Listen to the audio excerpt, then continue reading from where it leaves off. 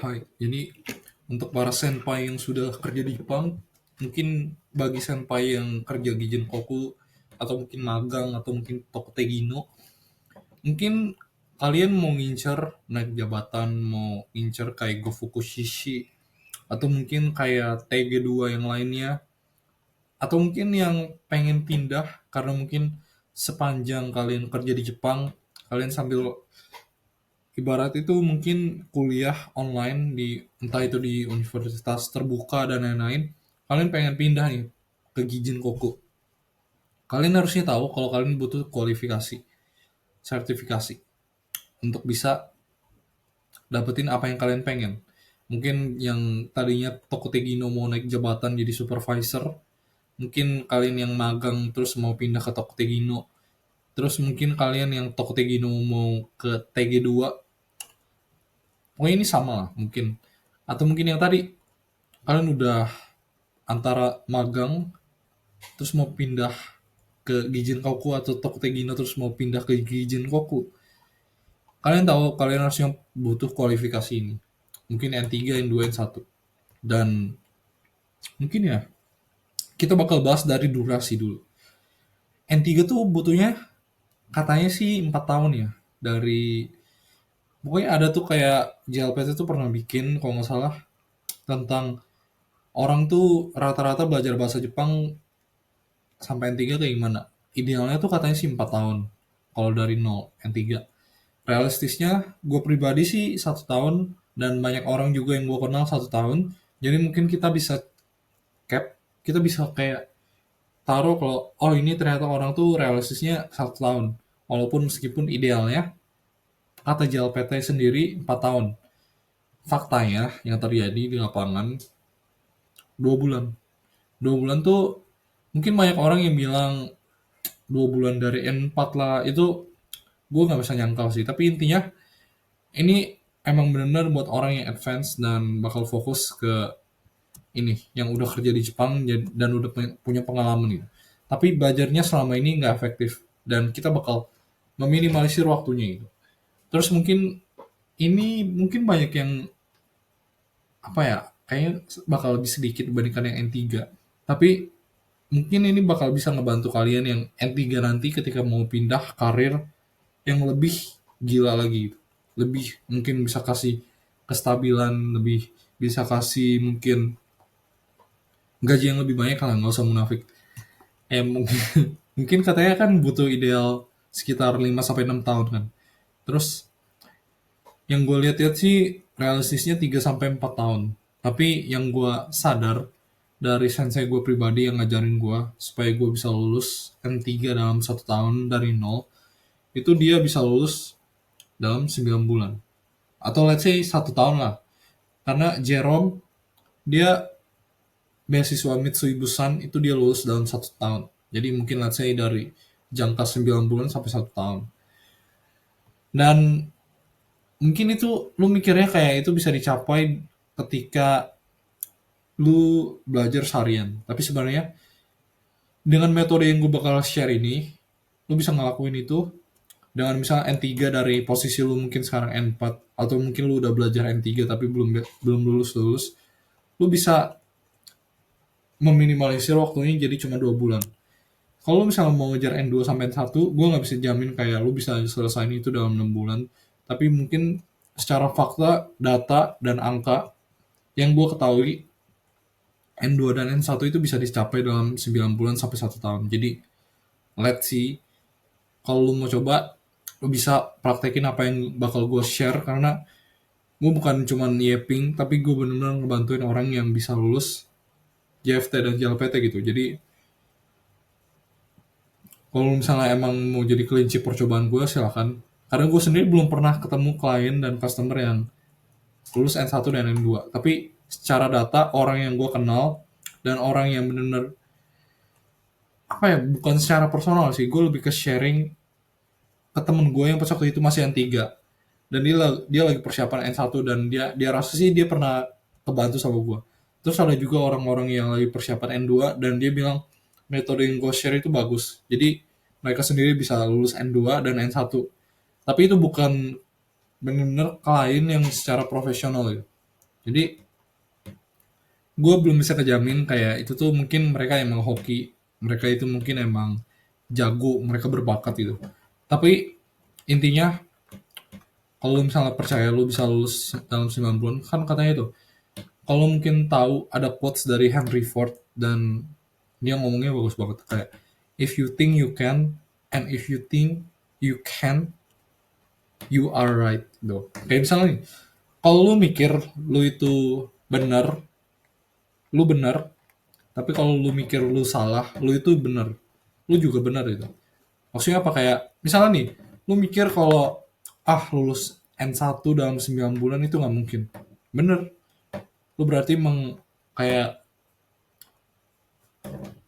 apa ya, bikin lu sadar kalau oh iya N1 dalam 9 bulan itu nggak mungkin. Tapi kalau misalnya nih, lu mikir N1 dalam 9 bulan itu mungkin. Itu bakal mungkin.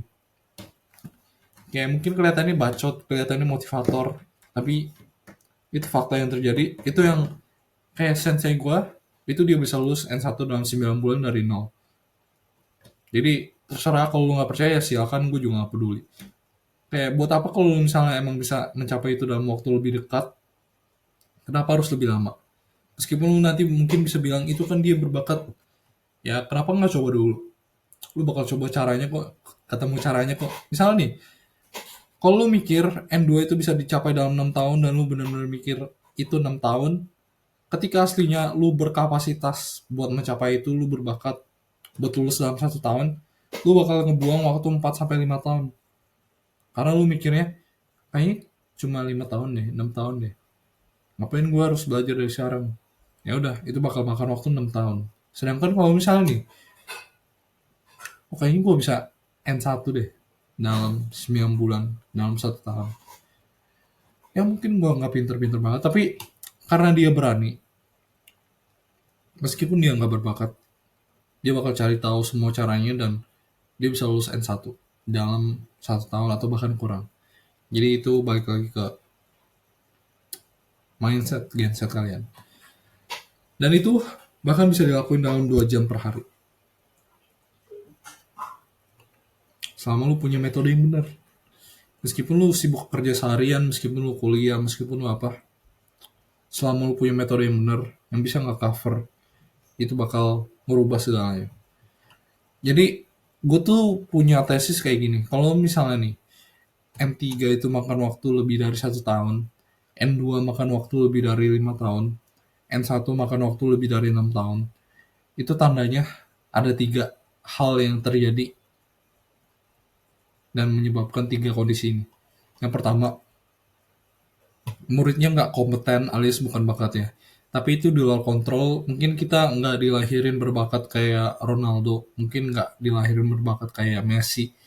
Kayak Stephen Curry. Kayak mungkin LeBron James. Kayak Kobe Bryant.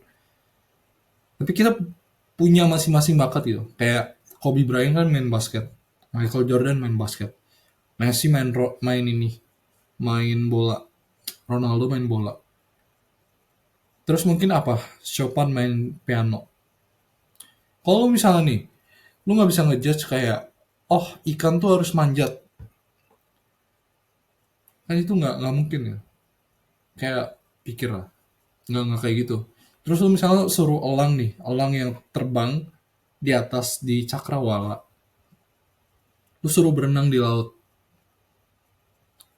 nggak, semuanya tuh udah ditempatin gitu.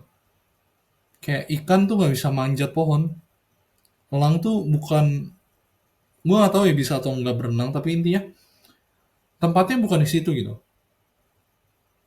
Berarti ada tempat lain kan. Tapi bukan berarti kalau lu misalnya nih belajar basket sama LeBron James, sama mungkin Stephen Curry, sama Michael Jordan, walaupun lu mungkin cupu, walaupun lu mungkin gak berbakat secara fisik, tapi lu at least bisa jago lah. Bukan jago kayak mereka kan ini ibaratnya tuh eksepsional. Maksudnya apa kayak genius nomor 1 gitu di bidangnya. Kayak misalnya Stephen Curry 3 point, mungkin Kobe Bryant apa, gue gak tahu. Tapi ada spesifiknya. Kayak misalnya Michael Jordan tuh kalau nggak salah dunk ya. Kayak yang dia loncat langsung lempar ke ringnya.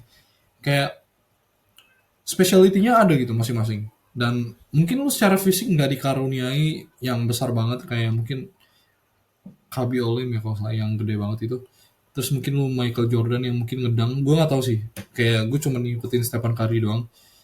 Karena gue juga nggak terlalu ngikutin basket, gue cuma tahu itu gitu-gitunya doang. Tapi intinya, lu at least kalau diajarin sama guru basket, lu pasti bisa.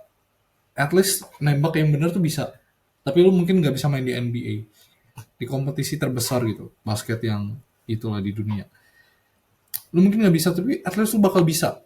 Dan itu tujuannya kan, kayak buat apa lu ngincar N1 tuh harus 180 dari 180.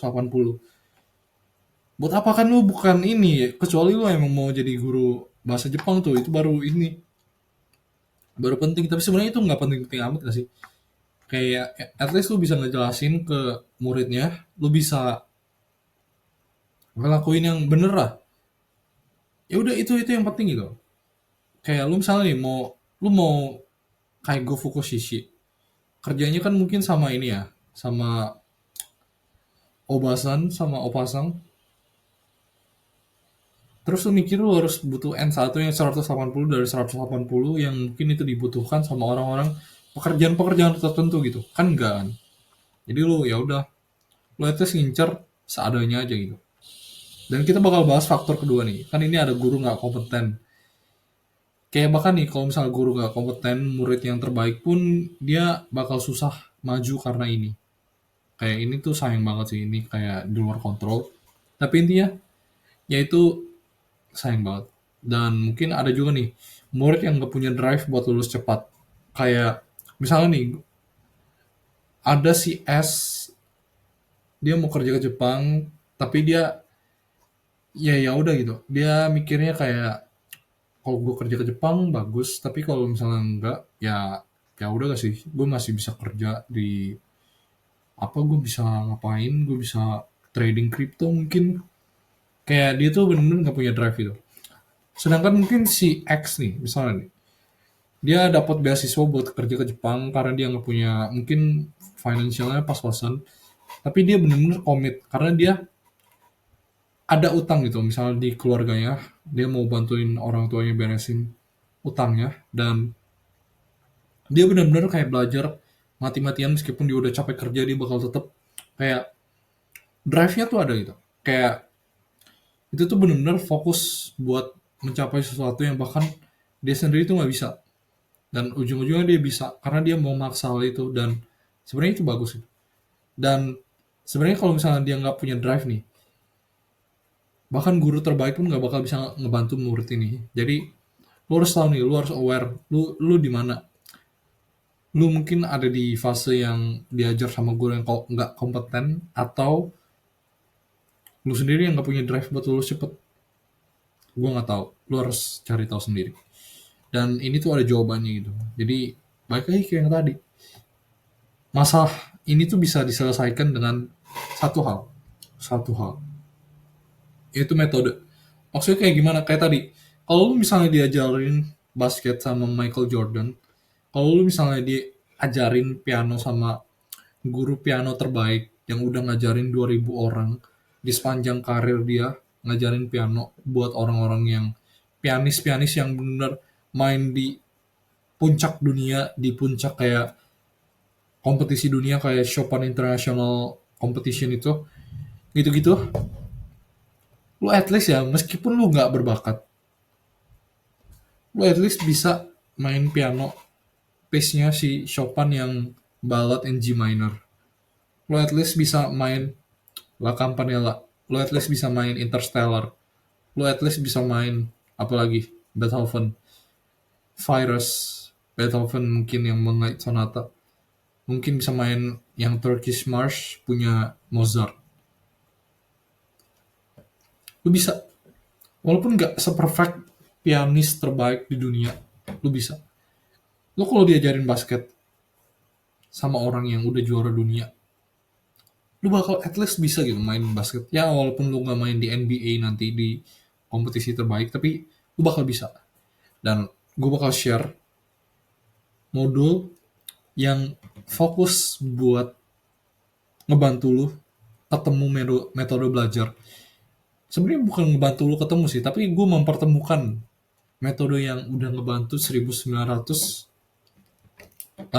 orang lulus JLPT. 1480 orang lulus JFT dalam kurang lebih 1 bulan rata-rata ya. Jadi nggak perlu banyak bacot lagi. Lu bisa cek di sana dan kita bakal ketemu lagi. Dan lu bisa tanya apapun ke gua nanti kalau misalnya ada pertanyaan. Tapi intinya lu bakal bisa belajar dengan lebih cepat, lebih efektif karena lu belajar sama at least tuh gue bukan yang kayak gini lah. Gue at least tahu apa yang gue omongin dan gue bisa bantuin lu mencapai apa yang lu pengen gitu. Meskipun nih lu lagi ngejar N2, gue cuma punya N3. Tapi belajar dengan metode yang terbaik kan itu bisa dilakuin gitu. Jadi kenapa lo nggak coba? Kayak ibarat itu orang yang bakal paling jago adalah orang yang selalu merendahkan diri. Merendahkan diri itu bukan kayak, oh gue lebih rendah daripada lu, gue lebih inferior, enggak. Tapi lebih ke kayak selalu open minded kayak, oh lu punya metode belajar yang bagus. Bisa ngebantu 1984 orang lulus di LPT. 1480 orang lulus di FT. Ya gue sekarang lagi kesusahan sih. Mungkin lu levelnya N3, sedangkan gue lagi persiapan N1. Tapi gue bakal coba deh. Siapa tahu itu bisa ngebantu gue buat bisa lulus N1. Gak ada yang tahu. Coba aja dulu. Kan lu itu tujuan komitmen lu bahkan bisa sampai ke video ini tuh karena itu kan. Jadi kalau lu misalnya bener serius, lu bakal bisa lulus gitu. Jadi jangan bacot lagi. Silakan nonton dan kita bakal ketemu lagi.